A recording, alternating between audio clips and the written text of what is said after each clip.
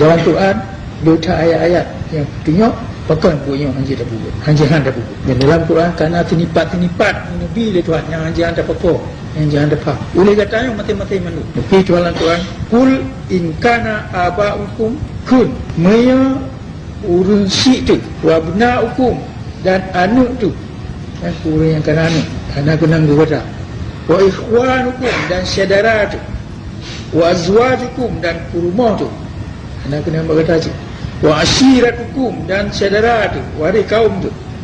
Wa amwalun iqtaraftumuha dan harta yang kata dapat tak kebah lebihnya. Wa tijaratun takshawna kasadaha dan buat meniaga yang kata takut juga. Wa masakina tardawna dan rumah-rumah tu yang tak galak.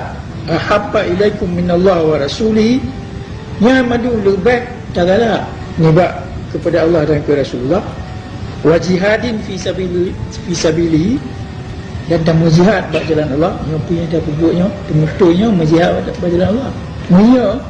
Nyo madu yang kena tebuk oleh Tuhan lebih tapi yo ni buat jihadnya fatarabbasu hatta ya'ti Allahu bi amri, maka taprek hingga Tuhan akan menghukum kata. Wallahu la yahdil qaumal fasiqin. Tuhan anak petunjuk kaum-kaum yang fasik.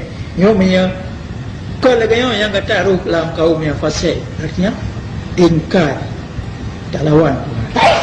Nyo nari tenipat yang kena, yang gua kena, yang parah kena, yang hendak perlu, baca perlu jihad fisabilillah. Nyo penuntut kita yo, nak jihad fisabilillah. Penuntut kita yo tak cok, karena Tuhan yang punya tengok mesti tak cok penuntut lagi.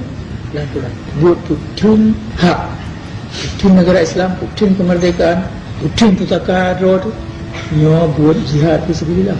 Pedang agama Islam nyo jihad fisabilillah nyo jangan tak perlu dia tu ni pak perkara-perkara lain yang penting tu. Yang mereka lagi yang gue tengok golam betul-betul dan jip lon ke melun kalun tunggu ada. Kalau tinggal ani, kalau tinggal rumah lu, tinggal dumpu, tinggal harta, tinggal rumah kan dia begitu. Dan tu yang lon pernah kata daku kon biak pegang menteng. Kalau berawal dia pergi.